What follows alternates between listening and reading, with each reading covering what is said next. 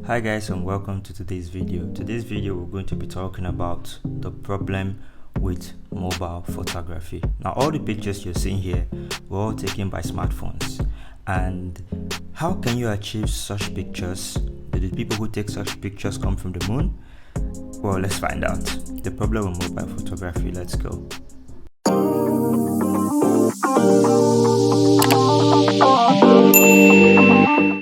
Now, mobile photography has grown in leaps and bounds. It is not still good enough to completely replace like those big bulky digital cameras with all the fancy new technology. Of course not.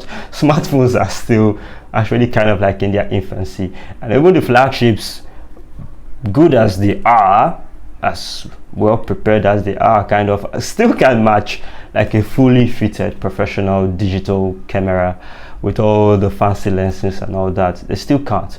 But you do know that, like, for the hobbyists, for the people who just want to pick up photography, mobile photography is a blessing. I mean, I am one. I'm not really like any good.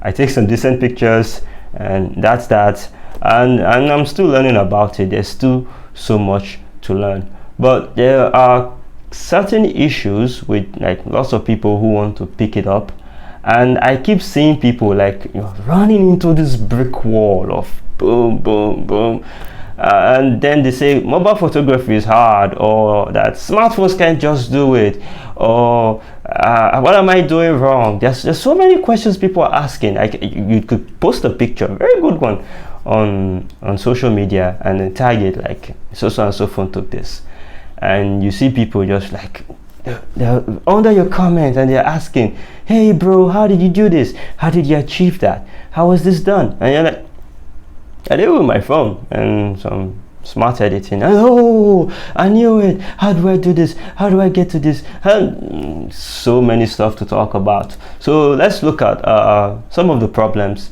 that are actually associated with mobile photography. And I don't mean to like throw a rock at anybody, but I think first off, the problem is not with the equipment.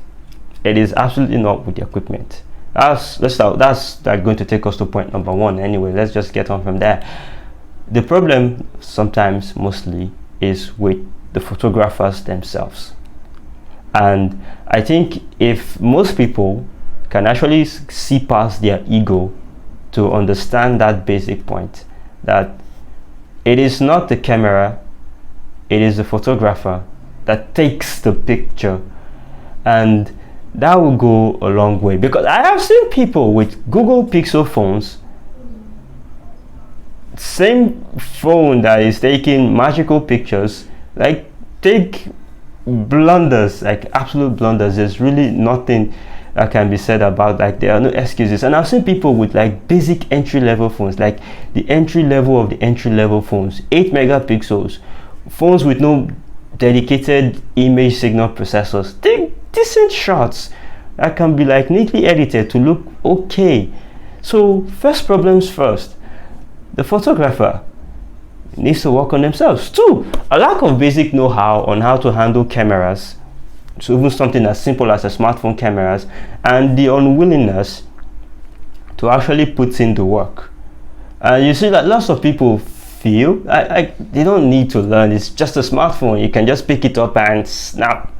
Doesn't work like that. Three, an over-reliance on hardware. And there are so many people who feel like, oh my, the phone I have, I don't like it. I am waiting to get an Apple iPhone 13. I'm waiting to get a Xiaomi Mi 11 Ultra, Mi 12 Ultra if possible, coming up next year. Then I'll be able to become a good photographer. Three, looking for the easy way out. It's the rise of the so-called mobile photography gurus, phonographers, who tell you that become a master mobile photographer in 4 days, only for the fee of $99.99.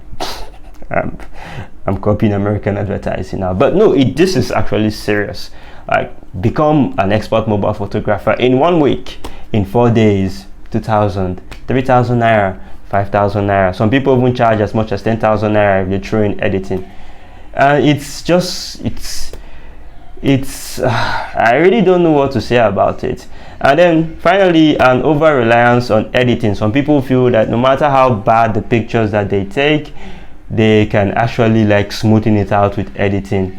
It is not going to work. It is not going to work at all. Possible solutions that I can give: learn actual photography, put your back into it, learn the principles. What is ISO? What are shutter speeds, focusing? How can I use this to achieve pictures? How can I take different type of photographs? What are silhouettes? What are portraits? Many people who want to actually take or who want to get into mobile photography do not actually want to take their time and learn these concepts, and that is a serious problem. And then the next thing, like, mobile photography is not going to work. No, it's not going to work at all.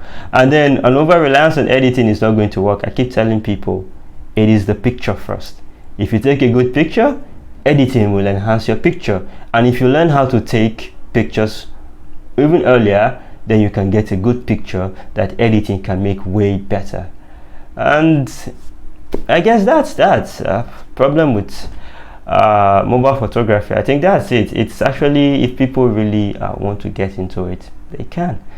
It's easy. They just have to put in the work and stop looking for shortcuts. Whew, that was a lot to unpack. Well, that's it. My name is Jeffrey and I'm off.